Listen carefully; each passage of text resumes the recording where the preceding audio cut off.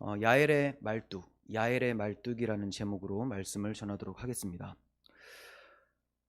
우리 계속해서 사사기를 살펴보고 있는데 사사기의 특징을 보면 일단 시대가 너무나 암울했고 신앙이 곤두박질 쳐 있는 상태, 여호와를 모르고 여호와께서 그들을 위해서 행해 주신 일도 알지 못하는 신앙의 암흑기였고요. 그때마다 하나님께서 위험할 때마다 사사라는 사람들을 세워주셔서 대적들을 물리쳐 주셨습니다. 그런데 지금까지만 살펴봐도 사사들이 뭐 하나 특별히 잘나 보이는 사람들이 없다는 거예요. 그리고 남자들이 뭐 하고 있었는지 이제 여장부들이 많이 등장하는 모습들이 나타나게 되는 것을 봅니다. 오늘 본문에서도 바락이라고 하는 정식 사사가 있고요, 또 야엘이라고 하는 한 여인이 나옵니다. 그런데 대적을 죽인 사람은 야엘이라고 하는 여인이에요. 이런 걸 봐서 참 신앙의 암흑기였고 또 하나님께서 쓰시려고 하는 남자들을 찾아보기가 어려웠더라라는 것을 보게 됩니다. 저는 이걸 보면서 오늘날에도 별반 차이가 없는 거 아닌가. 사실 우리 교회는 그래도 좀 성 비율이 맞긴 한데요, 많은 교회에서 여성분들이 교회에 많이 있고 남성분들은 또 별로 없는 경우를 많이 보게 됩니다. 그리고 기도의 자리를 지키는 분들도 여성분들이 좀 많고요. 그런데 이제 남성분들의 신앙이 또 회복되어져야 되는 부분들이 반드시 있습니다. 남성의 역할이 있고 여성의 역할이 있기 때문이죠. 근데 지금 사사기 시대에는 그리고 또 지금 오늘날 우리 시대에는 이러한 균형이 많이 무너져 있는 상태로 보여진다는 거예요. 이제 6절부터 한번 말씀을 보도록 하겠습니다. 드보라가 사람을 보내어 아비노함의 아들 바락을 납달리 게데스에서 불러다가라고 하죠. 납달리 게데스, 바락이 납달리 게데스 사람이었어요. 그러니까 드보라라고 하는 여선지자, 우리 지난 시간에 살펴봤죠. 그 여선지자가 먼저 세움을 받고 바락도 세움을 받았는데 드보라는 자신이 여성이기 때문에 그래도 주도권을 이제 남자인 사사, 당신이 좀 해라라고 불러주는 거예요. 인정을 해주려고 하는 거예요. 그런데 이 사람의 모습은 그걸 받아들이려고 하지 않습니다. 자, 그래서 바락의 모습이 보기가 좋지가 않아요. 그런데 이 바락이 어디 사람이냐, 여기부터 좀 정리하면서 갔으면 좋겠어요. 납달리 게데스라고 하고 있죠. 게데스는 성소라는 의미예요. 그러니까 납달리에 있는 성소라는 게 납달리 게데스인데, 그러면 납달리에 있는 성소는 뭐냐? 레위 지파가 거주하고 있었던 성읍을 얘기를 하는데요, 도피성을 얘기를 합니다. 납달리에 있었던 도피성. 그러니까 납달리 게데스에서 살고 있었던 바락이면 레위 지파가 확실하고요. 레위 지파. 그리고 레위 지파는 다 제사장은 아니거든요. 하지만 제사장일 가능성도 상당히 크다라는 거죠. 네. 그래서 레위 지파의 제사장 바락의 모습. 자, 그러면 뭔가 기대가 되잖아요. 야, 드디어 하나님의 그 제사장이 서는구나. 그 전에는 뭐 무명의 농부가 서기도 했고, 오른손이 장애가 있어서 왼손잡이 사사 에웃이 나오기도 했고, 또 여사사가 등장을 하기도 했는데 이제 레위 지파의 제사장이 등장하니까 뭔가 달라질 것 같다라는 생각을 하게 된다라는 거죠. 자, 그런데 이 바락이 레위인이었다라는 사실은 많은 의미를 함축하고 있어요. 자, 먼저 첫 번째는 그가 제사장 지파였기 때문에 이스라엘의 누구보다도 사명감이 뛰어났어야 되죠. 자, 레위 지파는 성막에서 봉사하는 사람들이에요. 그 중에서 아론의 자손들이 제사장이 됩니다. 그러니까 아론도 레위 지파고 레위 지파 안에 아론의 자손도 있고 다른 자손들이 있어요. 근데 이 사람들 다 성막에서 봉사를 하는 사람들입니다. 그러니까 성막에서 봉사한다는 것은 전적으로 다른 일을 하지 않고 전적으로 하나님께만 봉사하는, 예배하는 사람들인 거죠. 그럼 당연히 사명감도 뛰어나야 마땅한 거죠. 그래서 여선지자 드보라는 자신의 리더십을 이양하려고 했어요. 남자이면서 레위 지파면서 제사장인 이 사람이 하는 게 마땅하지 않나라고 이양하려고 했는데 바락이 이를 거부합니다.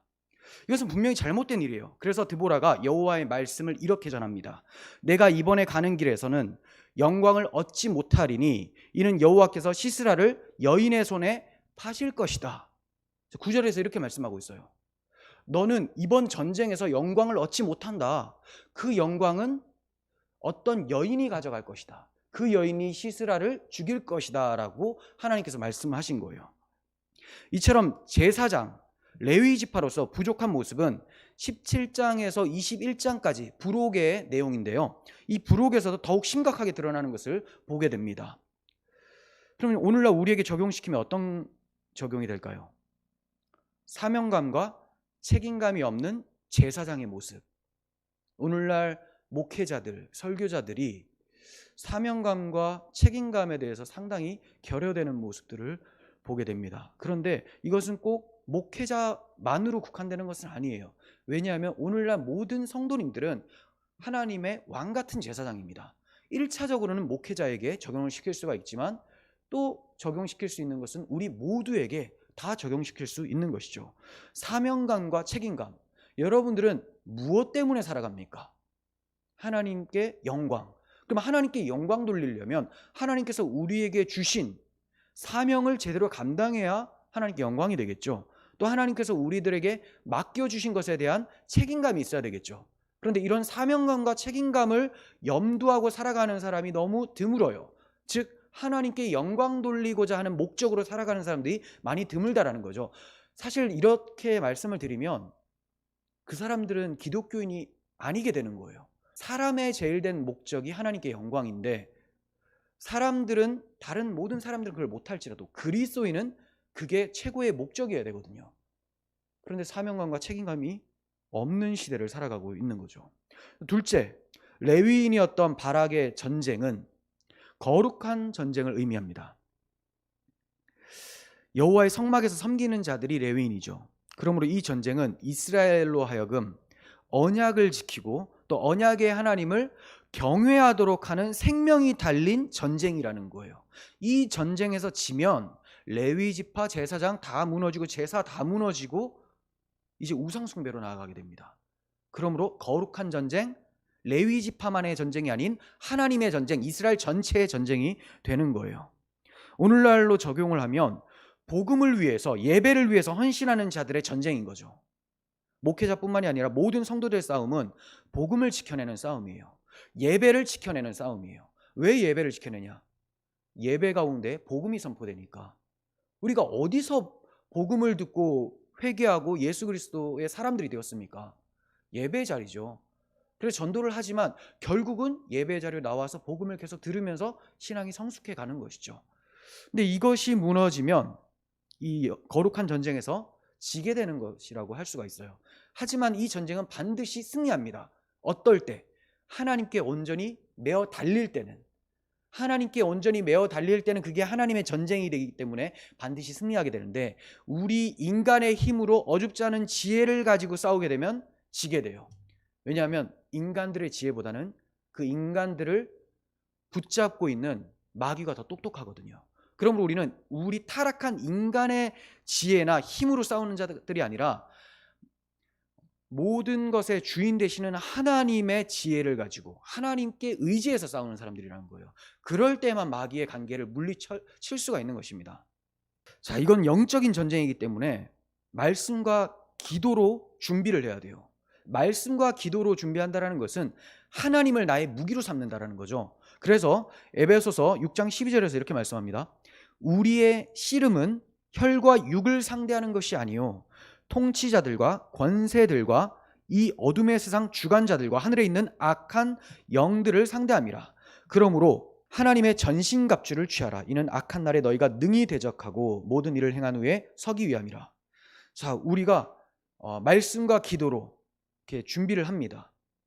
그 이유는 우리의 상대가 혈과 육이 아니기 때문에. 그럼 누구로 이겨야 되냐? 하나님으로 옷 입으라는 거예요. 하나님을 나의 무기로 삼아야지만 악한 영들을 상대할 수 있고 악한 통치자들을 이길 수가 있다는 겁니다. 어떻게 악한 통치자들을 혈육으로 이기겠습니까? 그들이 얼마나 거대한데요. 그래서 우리는 하나님께 기도하며 말씀을 선포해야 되는 것이죠. 자, 셋째, 레위인인 바락은 자기 한 사람의 전쟁이 아닙니다. 모든 하나님의 백성들의 전쟁이라고 말씀을 드렸어요. 그러므로 바락이 스불론과 납달리 주민 중에 싸울 사람들을 모집했을 때 10,000명이 그를 따랐다라고 말씀하고 있어요. 10절에 10,000명이 그를 따랐어요. 이건 정말로 숫자적으로 10,000명이 따랐을 거예요. 하지만 굳이 12,000명일 수도 있고 13,000명일 수도 있는데 굳이 10,000명으로 딱 자르면서 이렇게 성경에서 기록하는 이유는 이 만이라는 것은 충만의 수를 얘기를 합니다. 충만의 수. 즉 하나님의 모든 충만한 백성들이 다 참여하게 되었다라는 것을 상징적으로 의미할 수 있다는 거예요. 그러므로 바락 혼자의 전쟁이 아니라 바락이 앞장서서 싸우지만 결국 하나님 모든 백성들의 전쟁이었다라는 것을 말씀하는 거예요. 자, 이처럼 왕 같은 제사장인 나 한 사람이 살아가면서 전쟁을 하잖아요. 영적 전쟁. 근데 내가 여기서 이기거나 지고 하는 것이 나 한 사람의 문제가 아니라는 겁니다. 하나님의 백성 전체의 승패가 연결되어 있다는 것을 말씀하고 있는 거예요. 여러분들이 나가셔서 세상에서 졌습니다. 그러면 교회도 그만큼 손해를 입게 되는 것이죠.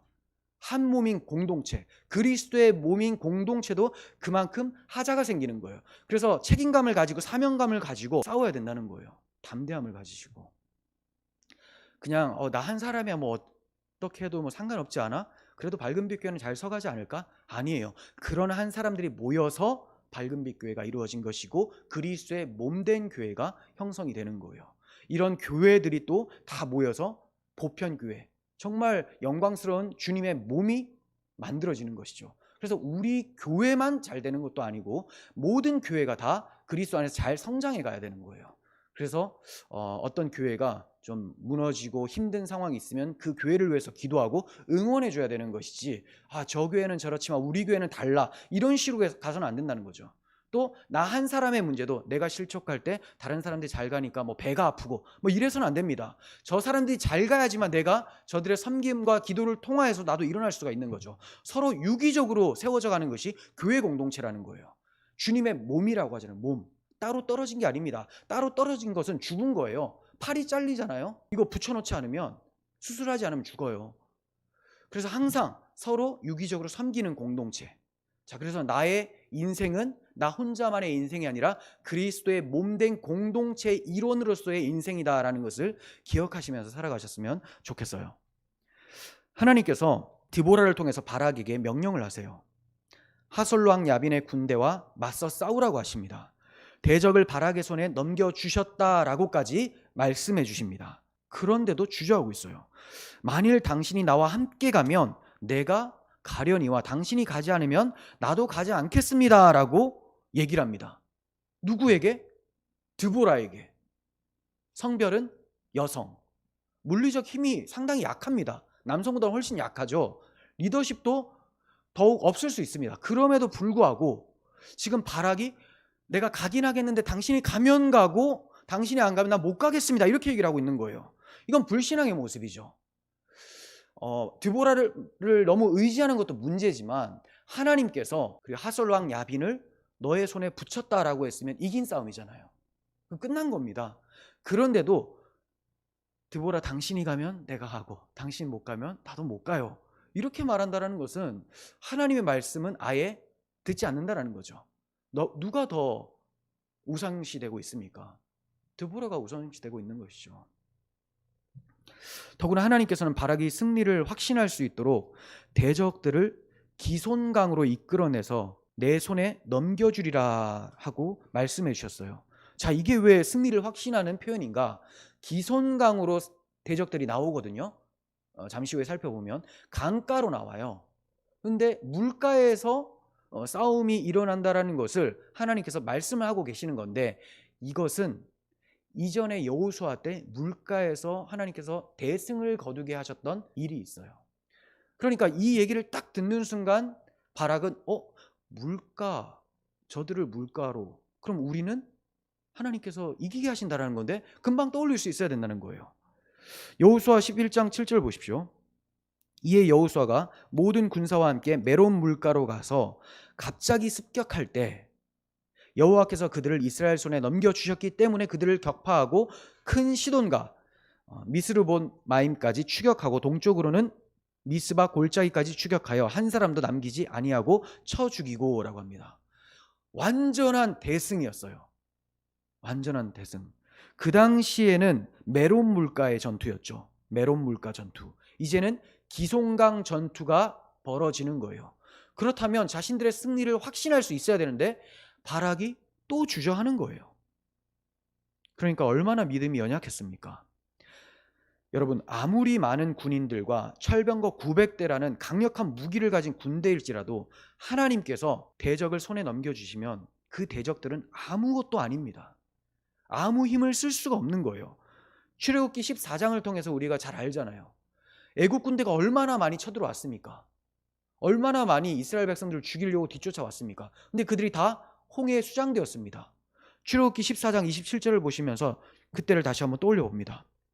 모세가 곧 손을 바다 위로 내밀매 새벽이 되어 바다의 힘이 회복한지라 애굽 사람들이 물을 거슬러 도망하나 여호와께서 애굽 사람들을 바다 가운데 엎으시니 물이 다시 흘러 병거들과 기병들을 덮되, 여기서도 병거들 있죠. 다 덮여요. 그들의 뒤를 따라 바다에 들어간 바로의 군대를 다 덮으니 하나도 남지 아니하였더라. 메론 물가 전투도 그렇고요, 홍해 도하 사건도 그렇고 다 하나님의 개입으로 대승을 거뒀었던 사건들이었죠. 여러분, 오늘날 강대국들이 핵무기를 가지고 있습니다. 지난 시간에도 제가 이 말씀을 드렸어요. 강대국들은 돈도 많고 무기도 많아요. 하지만 하나님께서 자연의 힘을 이용하셔서 어떤 무기도 무용지물로 만들 수가 있다는 것을 잊어서는 안 됩니다. 저들이 많은 무기를 가지고 있고 많은 군대를 가지고 있다고 해서 승리하는 것은 아니에요. 모든 전쟁, 역사상의 모든 전쟁은 하나님 손에 붙여져 있습니다. 이 역사의 축을 잡고 계시는 분이 하나님이라는 거죠. 축만 잡고 계신 것이 아니라 우리 역사 속에서 함께 동행하시면서 섭리하시는 하나님을 볼 수 있어야 된다는 겁니다. 그러므로 우리는 강대국의 무기를 두려워할 것이 아니라 하나님을 두려워해야 돼요. 그게 바로 지혜의 근본입니다. 베드로후서 3장 9절 보시면 우리가 어떤 자세를 취해야 되는지를 말씀하고 있어요. 주의 약속은 어떤 이들이 더디다고 생각하는 것 같이 더딘 것이 아니라 오직 주께서는 너희를 대하여 오래 참으사 아무도 멸망하지 아니하고 다 회개하기에 이르기를 원하시느니라. 참, 무슨 말입니까? 주님께서 분명히 오셔서 심판하시겠다고 했는데 지금 한참 지났습니다. 물론 베드로 시대 때는 별로 지난 것도 아니에요. 그럼에도 불구하고 어떤 사람들이 있습니까? 더디다라고 하면서 하나님 약속을 믿지 않거나 또 기독교인들을 조롱하는 사람들이 있는 거예요. 베드로가 뭐라고 합니까? 아니다, 그런 게 아니라 하나님께서 오래 참으시는 거야. 왜? 한 사람이라도 다 회개하고 돌아와서 구원해 주시려고 오래 참고 계시는 거야. 여러분, 지금 더 시간이 많이 흘렀어요. 2000년의 시간이 흘렀습니다. 그럼 하나님의 약속이 이루어지지 않는 것이냐? 그렇지가 않아요. 2000년 동안도 하나님께서 꼭 참고 계신다는 거죠. 왜요? 그 한 영혼을 살려내시기 위해서. 앞으로 태어날 사람들 가운데서도 하나님의 택함 받은 예비된 백성이 있을 거 아닙니까? 그 영혼이 돌아올 때까지도 하나님이 참아보고 계신다는 겁니다. 여러분, 우리가 악을 보면 굉장히 화가 나죠. 저 악한 자들이 악한 정치를 하고 기독교를 박해하고 할 때 너무 화가 나요. 근데 하나님께서는 이거보다 더 화가 나죠. 그럼에도 불구하고 참고 계세요. 오래 참으시는 이유는 영혼을 사랑하셔서라는 겁니다. 이런 하나님의 마음을 볼 수 있어야 돼요. 하나님의 약속이 없어지는 게 아니에요. 약속은 반드시 하나님의 때에 이루어질 것입니다. 그때까지 하나님께서는 계속 참고 계세요. 그리고 그 마지막 영혼이 돌아올 때 진노의 칼날을 들이대실 거예요. 그 전에 우리는 하나님 앞에 자복하며 회개해야 되는 것이죠. 10절 봅니다. 그러나 주의 날이 도둑같이 오리니 그날에는 하늘이 큰 소리로 떠나가고 물질이 뜨거운 불에 풀어지고 땅과 그 중에 있는 모든 일이 드러나리로다. 이 모든 것이 이렇게 풀어지리니 너희가 어떤 사람이 되어야 마땅하냐. 자, 어떤 상태가 됩니까? 지금 주님 오시면 세상이 다 불에 타고 없어지고 새로운 형질로 바뀌어지고 다 풀어지고 드러난다요. 풀어지고. 풀어진다는 것은 다 녹아지고 사라지고 취소되어지고, 드러난다는 것은 우리의 죄악들, 보이지 않는 곳에서 행했었던 악행까지도 하나님이 다 드러내세요. 자, 은밀한 곳에서 행했고 어둠 가운데 행했지만 하나님께서는 백주대낮에 많은 사람들 앞에서 그것을 드러내시면서 심판하셨던 과거의 구약시대의 기록들이 많이 있습니다. 하나님은 지금 다 보고 계신다라는 거예요. 그래서 우리도 남들이 보지 않기 때문에 아무도 안 보겠지라고 해서는 안 돼요. 어차피 하나님이 다 드러내실 때가 올 거예요. 물론 우리가 하나님을 경외하고 그리스도를 신뢰하면서 살지만 지었던 죄들이 드러날지라도 하나님께서 이걸로 심판하진 않으세요. 이렇게 많은 죄가 드러났음에도 불구하고 그리스도의 십자가로 구원받게 된다는 것을 알고 더욱 감격함으로 주님 나라 이르게 해주실 거예요. 하지만 그리스도께 숨지 않는 사람들, 그리스도를 의지하지 않는 사람들은 그 모든 죄악이 드러나게 됩니다. 그리고 행한 대로 보응할 것이라고 성경에서는 말씀하고 있어요. 자, 그러므로 이런 때가 반드시 임할 것이니 어떤 사람이 되어야 마땅한가? 거룩한 행실과 경건함으로 하나님의 날이 임하기를 바라보고 간절히 사모하라. 그날에 하늘이 불에 타서 풀어지고 물질이 뜨거운 불에 녹아지려니와 우리는 그의 약속대로 의가 있는 곳인 새하늘과 새 땅을 바라보도다. 세상이 다 멸망당해지고 불에 다 녹고 하나님의 심판에 박살이 나도 우리는 약속대로 의가 있는 새하늘과 새 땅을 바라본다. 그곳에 이르게 된다는 것을 말씀해요. 그러니까 무엇을 준비하라고 합니까? 거룩한 행실과 경건함으로. 여러분, 기독교인이면서 거룩한 행실을 추구하지 않고 경건함을 자신의 언행 가운데 나타나지 않는 사람들은 거짓된 기독교인입니다. 저는 반드시 어느 수준까지 도달해야 된다라는 것을 말씀드리는 게 아니에요. 우리의 자세가 거룩한 행실을 나타내며 살기를 원하고 또 경건함으로 하나님 앞에 나아가기를 간절히 원해야 된다는 거예요. 요즘에 얼마나 가벼운 기독교인들이 많습니까? 뭐 팟빵 같은 데 보면 그 기독교인이라고 하면서 막 희희낙낙거리면서 교회를 막 비판하고 욕하고 오히려 그게 개혁이라고 착각하면서 비난하는 세력들이 있어요. 다 자유주의 신학에 물든 좌파 기독교죠. 좌파 기독교는 기독교가 아니죠. 근데 그런 사람들이 기존의 기독교의 어떤 잘못된 점, 진짜 잘못된 게 맞아요. 잘못된 점을 비판을 하니까 자기들은 맞는 것처럼 보여진다는 거예요. 여러분, 잘 분간하셔야 됩니다. 자, 비판한 그 내용 맞는 부분이 상당히 있어요. 그러면 비판할 때 어떻게 비판하게 될까요? 정상적이라면 비판할 때 어떻게 비판할까요? 아프겠죠. 엄청 아프겠죠. 왜? 내 몸이니까. 그리스도의 몸인데 어떻게 비판하면서 자, 저기 무슨 저 발가락이 왜 저렇게 생겼어? 막 이러고 있는 거예요. 자기도 같은 몸이면서. 그래서 그 사람들이 같은 몸이 아니라는 거예요, 제가. 여러분, 가벼운 기독교인은 기독교인 아니에요. 말할 때 경망스럽고 경거망동하게 행동하는 사람들 기독교인 아닙니다. 잘 분별하셔야 돼요. 막 비판을 잘한다고 해서 앞에 개혁은 막 갖다 붙여요. 뭐 교회 개혁, 무슨 개혁 막 해요. 교회 파괴입니다. 그 잘 바꿔서 들으셔야 돼요. 개혁이 아니라 파괴예요. 그들이 세우려고 하는 것은 바벨탑이거든요. 정말 중요한 것은 주님 나라 곧 임하시는데 우리가 거룩한 행실과 경건함을 추구하지 않으면 주님 나라 못 갑니다. 자, 이것은 우리의 행위 구원을 말하는 게 아니에요. 주의 영이 있는 사람은 그것을 추구하게 된다는 겁니다. 그래서 날마다 거룩한 행실과 경건함으로 주의 나라를 사모하시는 우리들이 되었으면 좋겠어요. 자, 이제 8절에서 9절 봅니다. 바락이 그에게 이르되 만일 당신이 나와 함께 가면 내가 가려니와 만일 당신이 나와 함께 가지 아니하면 나도 가지 아니하겠노라 하니 이르되 드보라가 얼마나 답답했을까요? 내가 반드시 너와 함께 가리라. 그러나 내가 이번에 가는 길에서는 영광을 얻지 못하리니 이는 여호와께서 시스라를 여인의 손에 파실 것임이라 하고 드보라가 일어나 바락과 함께 게데스로 가니라. 바락이 이렇게 요청 안 했으면 드보라가 함께 가지 않았을까요? 함께 갔을 거예요. 함께 가서 바락이 남자이기 때문에 직접 나가서 싸우는 역할을 했을 것이고 드보라는 하나님의 음성을 듣고 그 지혜를 발휘할 수 있도록 계속 얘기를 해줬을 거라는 거죠. 그런데도 지금 바락은 당신이 가면 가고 가지 않으면 난 못 가겠습니다. 이렇게 불신앙적인 아주 나약한 모습을 하고 있습니다. 바락의 말은 하나님의 명령 앞에서 조건을 붙이는 말이죠. 하나님께서 명령을 하셨지만 이 드보라가 가면 내가 가고 가지 않으면 하나님께서 대적을 내 손에 붙여주셔도 나는 못 가겠습니다. 그러니까 드보라 가게 해주세요. 이거예요, 이거.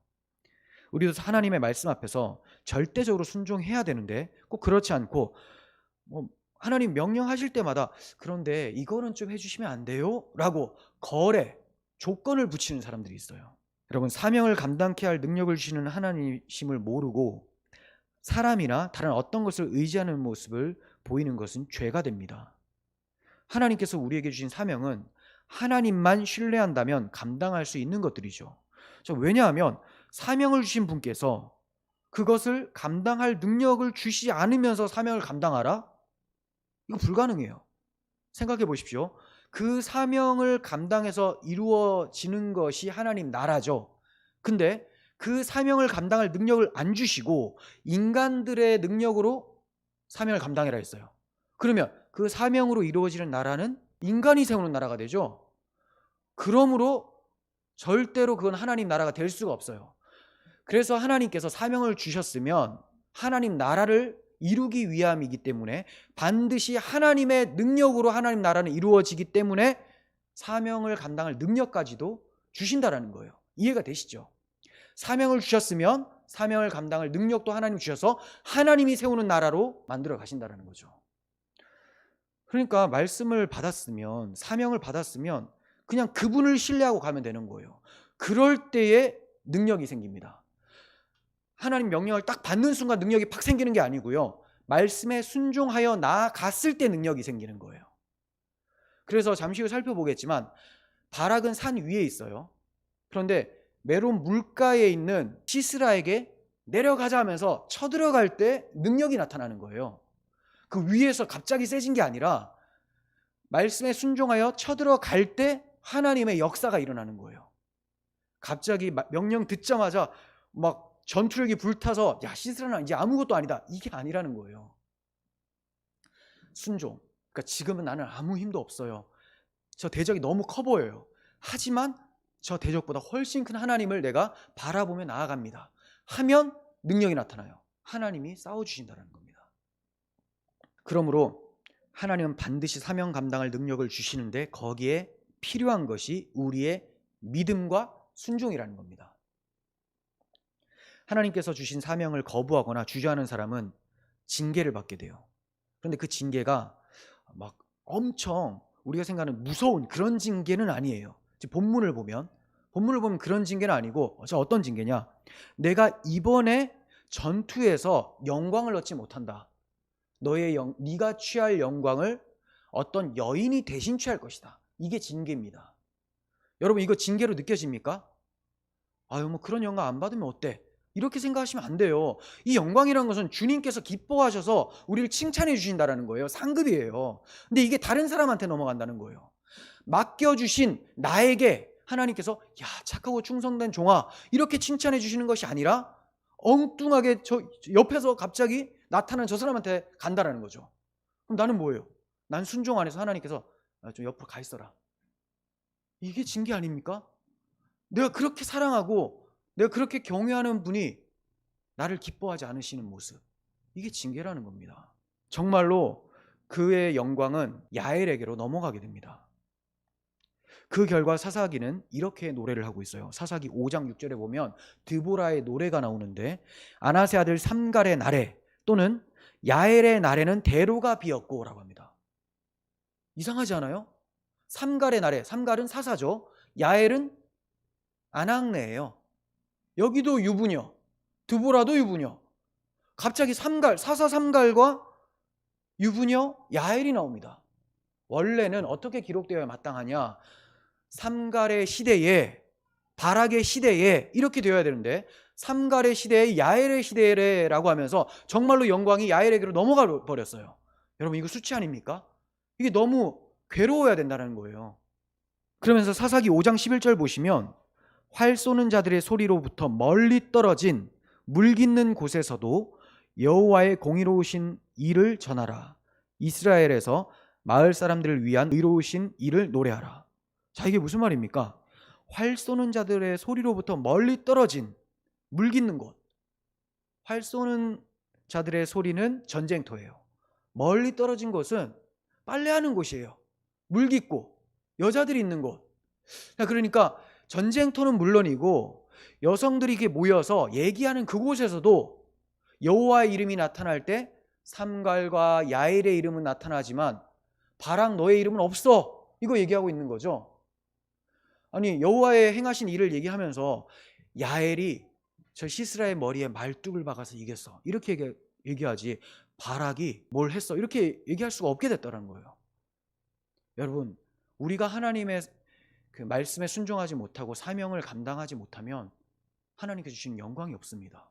그래서 우리는 그 영광, 하나님께서 기뻐하시는 그 영광을 위해서 열심으로 싸워야 된다는 거예요.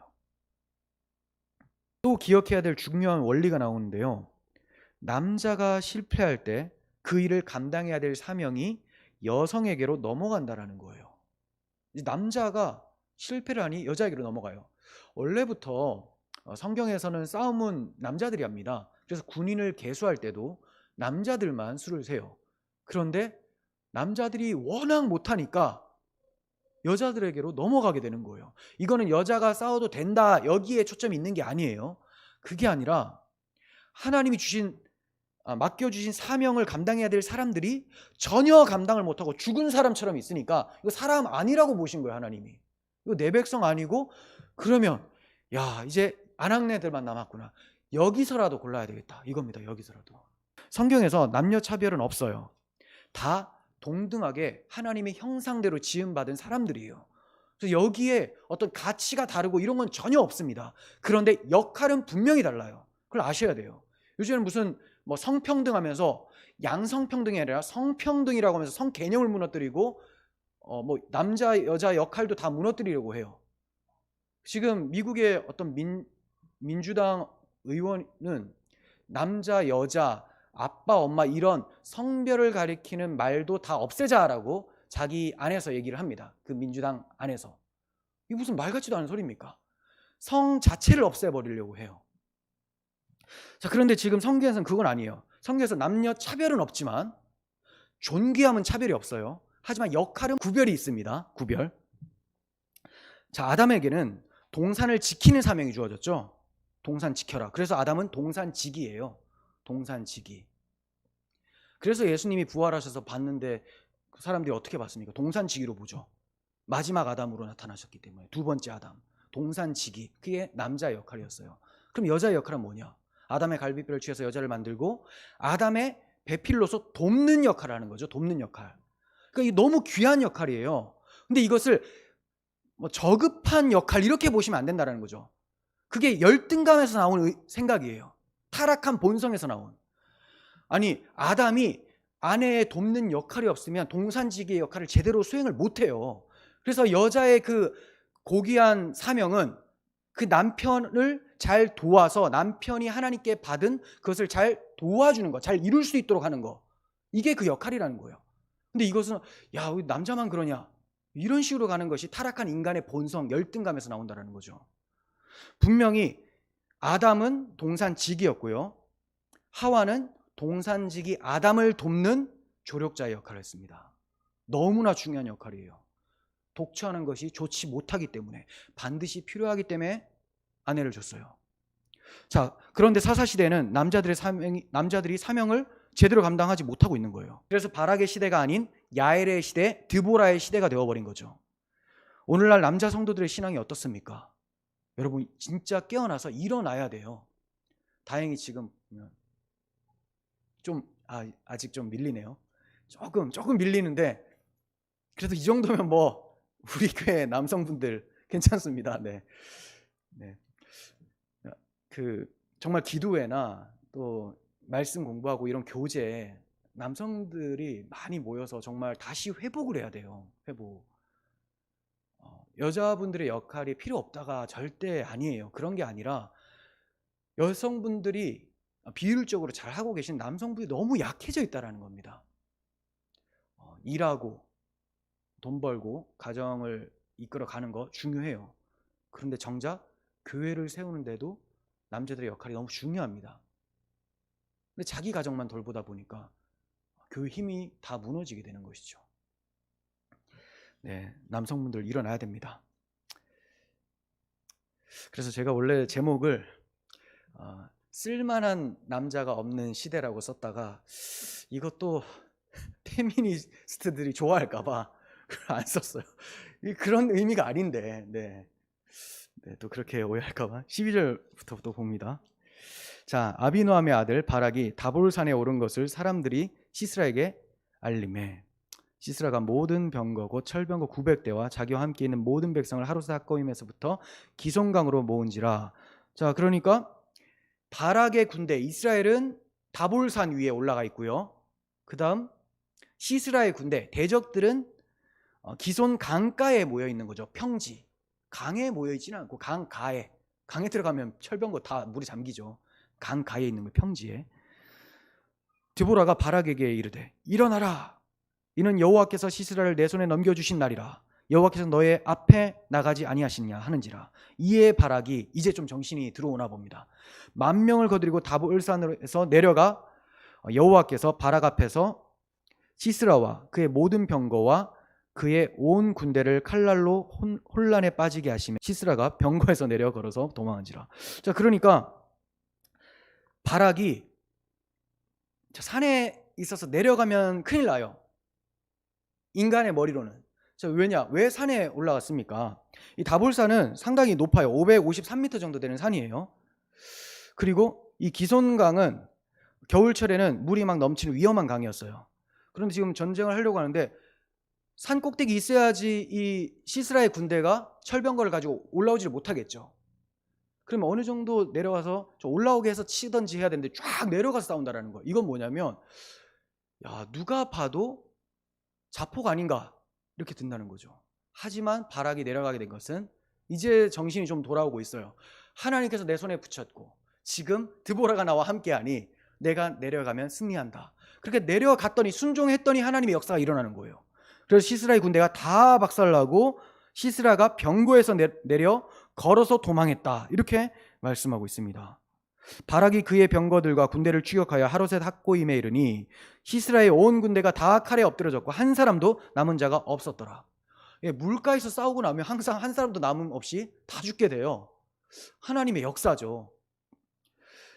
자, 그래서 그 다볼산 그리고 기손강 이렇게 대조적으로 대치시켜 주신 이유는 하나님의 전략이었습니다. 그리고 이렇게 바락이 기손강으로 내려가서 칠 때 하나님께서는 폭우를 쏟아내리심으로 기손강이 넘치게 하셨고 평지에 있었던 시스라의 병거들은 대부분 잠기게 됐어요. 대부분 잠기게 되고 더 이상 병거를 타고 뭐 싸울 수가 없는 상황이에요. 그래서 시스라가 병거에서 내려서 도망쳤다라고요. 그렇지 않으면 병거를 타고 도망가죠. 왜 내려서 도망갑니까? 질퍽질퍽하고 다 잠겨가지고 이제 계속 있으면 죽게 된 거예요. 사사기 5장 20절 보십시오. 별들이 하늘에서부터 싸우되 그들이 다니는 길에서 시스라와 싸우도다. 기손강은 그 무리를 표류시켰으니 이 기손강은 옛 강이라. 내 영혼아, 내가 힘있는 자를 밟았도다. 하나님께서 폭우를 내리셔서 기손강에 있는 무리들을 표류시켰다, 다 잠기게 하셨다라는 것을 말씀하고 있는 것이죠. 가나안 사람들의 군대는 완전히 패했습니다. 훗날 자들은 땅 위에 거름덩어리가 되었다라고 일컬어지게 됩니다. 그리고 이스라엘의 후손들은 하나님께 적군을 멸해달라고 구할 때 이 전쟁을 떠올리면서 구하는 것이 그들의 관례가 되어버렸어요. 시편 83편 9절 보십시오. 주는 미디안에게서 행하신 것 같이 기손 시내에서 시스라와 야빈에게 행한 것 같이 그들에게도 행하소서. 그들은 엔돌에서 패망하여 땅에 거름이 되었나이다. 땅의 거름. 어떤 번역본에서는 땅에 똥처럼 되었습니다, 이렇게 얘기를 해요. 거름덩어리가 되었다. 왜 그렇습니까? 거기서 다 잠겨서 죽고 칼에 맞아서 죽고 물에 잠겨서 죽었어요. 그러니까 잠겨서 죽었으니 거기에 땅에 거름이 되어버린 거죠. 그들의 시체가 엎드려졌다는 겁니다. 이렇게 하나님께서는 완전히 대적을 멸하신 거예요. 바락이 하나님의 말씀에 순종하고 나아갈 때 바락의 힘으로 싸운 것이 아니라 하나님께서 싸워서 이기게 하신 것입니다. 시스라는 자신이 가장 믿고 있었던 철병거도 버리고 도보로 도망했습니다. 이전에 시스라가 철병거를 얼마나 자랑스러워했겠으며 또 얼마나 의지했겠습니까? 이스라엘 백성들에게는 철병거 한 대도 없었어요. 그러니까 얼마나 또 무시를 했겠습니까? 그런데 지금 상황은 어떻게 됐습니까? 반전이에요. 철병거 한 대도 없는 이스라엘은 대승을 거뒀고 철병거가 900대나 있었던 자신들은 다 엎드러진 거예요. 여러분, 철병거는 그에게 아무런 힘이 되지 못했습니다. 오히려 그것을 버리는 편이 더 안전하다고 생각이 되었어요. 땅이 싫어서 움직이지도 못하는 무용지물을 더는 의지할 수 없게 된 것입니다. 하나님 외에 다른 것을 의지하는 것이 우상 숭배예요. 우상으로 하나님을 대적하던 자의 모습이 바로 도망자의 신세가 되어버린 겁니다. 우리가 하나님 외에 마음을 쏟고 있는 것이 있다면 즉시 내버리시기를 바라요. 시스라처럼 하나님의 심판 때까지 기다리다가 멸망당하지 않도록 지금 내버리고 하나님을 의지하며 찬양을 해야 됩니다. 17절 봅니다. 시스라가 걸어서 도망하여 겐 사람 헤벨의 아내 야엘의 장막에 이르렀으니, 다 읽지 않겠습니다. 아까 읽었으니까 잘 기억해 보시고요. 바락과 시스라가 전쟁을 했죠. 싸움에 밀린 시스라가 헤벨의 장막으로 도망을 갔는데 그 이유는 이 시스라의 머리였던 가나안 왕 야빈의 집과 겐 사람 헤벨의 집이 서로 화평했었다. 아주 친한 사이였다라는 거예요. 그러니까 우리 주인이 그렇게 친하게 지냈었던 저 집으로 가면 나를 도와주겠지. 그건 당연한 거예요. 그죠? 너무 당연한 생각이라서 머리를 잘 쓴 거예요. 근데 그 머리도 타락한 인간의 본성에서 나온 머리 아니겠습니까? 하나님께서는 야엘을 준비시켜주고 계셨습니다. 헤벨은 어디서 뭐하고 있는지는 모르겠지만 이 남자들의 역할이 없어요. 쓸모없어요. 그런데 이 여자는 어떻게 하고 있었어요? 시스라가 딱 오면 우리 남편하고 아주 친한 야빈의 군대 대장 오른손이구나. 그럼 내가 잘 도와줘야지. 이렇게 생각해야 되는데 그런 마음이 전혀 없습니다. 겉으로는 챙겨주는 것 같았지만 전략을 짜게 되죠. 그를 죽이려는 전략을 짜게 됩니다. 왜냐하면 야엘에게는 시스라나 야빈의 집과 화평하는 것보다 하나님의 백성들과 화평하는 것, 하나님과의 화평이 더 좋았기 때문입니다. 즉 여리고에 살고 있었던 라합과 같은 모습이죠. 자기네 동족을 버리면서 이스라엘 군대를 영접하는 모습, 이게 바로 참 신앙인의 모습이라는 거예요. 내가 비록 이스라엘 사람 아니지만 이방 여인이지만 그래도 나는 하나님과 화평을 택하겠다. 여러분, 어떤 상황 가운데서 하나님께 피하고 하나님과 화평을 누리는 것이 가장 현명한 선택이라는 것을 기억하시길 바라요. 야엘은 비록 이방 여자였지만 하나님을 경외한 사람이었습니다. 당시 대부분의 이스라엘 남자들은 별 볼 일 없었었고 하나님을 경외하지도 못했습니다. 하지만 이방 여자였었던 야엘은 하나님을 경외하며 하나님의 대적을 죽이는 그런 영광을 얻게 되었습니다. 야엘이 말뚝으로 시스라의 관자놀이를 박아서 죽이죠. 근데 저는 상상을 한번 해봤어요. 이게 가능한가? 시스라가 잠이 들었습니다. 근데 말뚝으로 치려면 옆으로 누워 있어야 돼요. 일단 옆으로 누웠겠죠. 말뚝을 가지고 이거 텐트 치는 거예요. 무기 아닙니다. 이거 무기 아니에요. 그러니까 무기 든 사람은 별 볼 일 없고 텐트용 장막용 말뚝으로 지금 대적의 머리를 상하게 한 거예요. 근데 대고 치려면 살짝 걸려야 되잖아요. 근데 딱 닿는 순간 깰 거 아니에요. 공중에서 때렸다는 건데 이거를 어떻게 친지 모르겠어요. 아니면 잡고 바로 때린 건데 이 여자가 어떻게 말뚝을 그렇게 잘 칠 수 있었고 또 어떻게 그런 담대함과 힘이 났을까요? 정확성.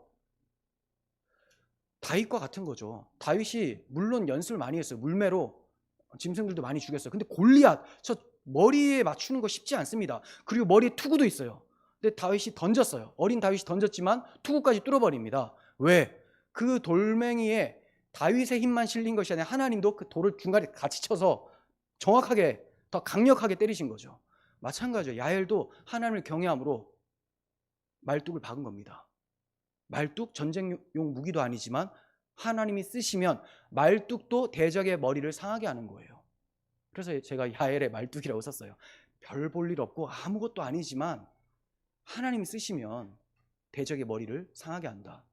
뱀의 머리를 상하게 한다라는 창세기 3장 15절의 말씀이 여기에서 이렇게 나타나는 것처럼 보여진다는 거예요. 많은 군인들을 지휘했었던 군대대장 시스라였지만 하나님께서는 그를 넘겨주실 때 그는 아무 능력도 발휘할 수 없게 되었습니다. 패하여 도망자가 되었을 뿐 아니라 잠자다가 연약한 여인의 손에 죽임을 당하고 말았어요. 전쟁의 승리와 힘은 여호와께 속했음을 기억하시길 바랍니다. 이사야 40장 17절. 그의 앞에는 모든 열방이 아무것도 아니라 그는 그들을 없는 것 같이 빈 것 같이 여기시느니라. 네, 모든 열방이 아무것도 아니에요. 아무것도. 그냥 통에 한 방울 물과 같은 존재라는 거죠. 없는 것처럼. 열방은 우리가 볼 때 막 60억 인구라고 하잖아요. 근데 하나님 보시면 그 대적들이 60억일지라도 없는 것처럼 보인다는 거예요. 대적 어디 있어? 이렇게 보인다는 거예요. 우리가 볼 때, 우리 눈으로 볼 때는 엄청 많아요. 그래서 신자들은 누구의 눈을 가져야 되느냐? 하나님의 눈을 가져야 돼요. 기독교 세계관을 가져야 됩니다. 그리스도의 눈으로 세상을 보셔야지만 담대할 수가 있고 승리를 경험할 수 있는 거예요. 23절 봅니다. 이와 같이 이 날에 하나님이 가나안 왕 야빈을 이스라엘 자손 앞에 굴복하게 하신지라. 이스라엘 자손의 손이 가나안 왕 야빈을 점점 더 눌러서 마침내 가나안 왕 야빈을 진멸하였더라. 반복되는 표현들이 나옵니다. 마지막 두 구절에 3번씩 반복되는 말씀이 뭡니까? 하나님의 대적자 야빈의 이름이 3번이 나오고요. 가나안 왕이라는 표현이 3번이나 나오고 있죠. 왜 이렇게 언급을 하고 있습니까? 다 이런 단어하고 연결돼서 나오고 있어요. 뭐 굴복하게 하셨다, 점점 더 누르셨다, 그리고 진멸하였다. 누가? 가나안 왕 야빈, 하나님의 대적자가 완전히 눌려서 멸망당했다라는 것을 강조하고 있는 거예요. 정말로 이 이후에는 가나안 왕들에 대한 기사가 나오질 않습니다. 하나님을 대적하는 자들의 말로도 반드시 이처럼 완전히 깔끔하게 멸망당하게 된다는 것을 보여주고 있는 거예요. 누구에 의해서? 야엘에 의해서, 말뚝에 의해서. 물론 바락도 쓰셨습니다. 하지만 머리를 상하게 한 것은 야엘. 아무 힘도 없어도 여호와를 경외하고 여호와께 화평을 청한 사람은 승리의 영광을 맛볼 것이고 그분을 대적한 사람은 멸망을 당하게 될 거라는 말씀입니다. 정리하겠습니다. 레위 제사장인 남자 바락이 사명을 감당하지 못할 때 이방인 여자 야엘이 시스라를 죽였습니다. 우리의 출신과 과거는 중요한 게 아니에요. 지금 내가 누구 편에 있느냐, 내가 지금 누구를 의지하고 있느냐가 중요한 겁니다. 믿음의 결단으로 주님과 동행하시고 이러한 우리를 주님이 쓰심으로 모든 영적 전쟁에서 승리자가 되시기를 간절히 소원합니다. 기도하겠습니다. 하나님 아버지, 사사기를 볼 때마다 정말 사람이 한 일은 없고 하나님이 하신 일만 보여집니다. 사람이 한 것은 노예가 되는 것이지만 하나님이 하시면 완전히 진멸하시고 승리를 거두게 하십니다. 하나님, 때가 악합니다. 시대가 악합니다. 사사기 시대를 보는 것 같습니다. 하나님, 우리 남성 성도님들 일어나게 해주시고 또 여성 성도님들 지금처럼 열심히 기도하며 또 하나님의 교회를 세워가는데 합력하여 앞장설 수 있는 성도님들 되게 하여 주시옵소서. 그래서 정말 주님께서 쓰시는 사람들로서 대적의 성문을 차지하신 예수 그리스도를 따라 그 성문을 차지한 승리를 맛보는 저희들 되게 하여 주시옵소서. 아무리 크고 강한 대적일지라도 주 앞에서 높아진 것은 다 평지가 되고 물에 잠길 줄을 믿습니다. 주님, 우리에게 그 승리를 경험하게 하여 주시옵소서. 우리 구주 예수 그리스도의 이름으로 기도합니다. 아멘.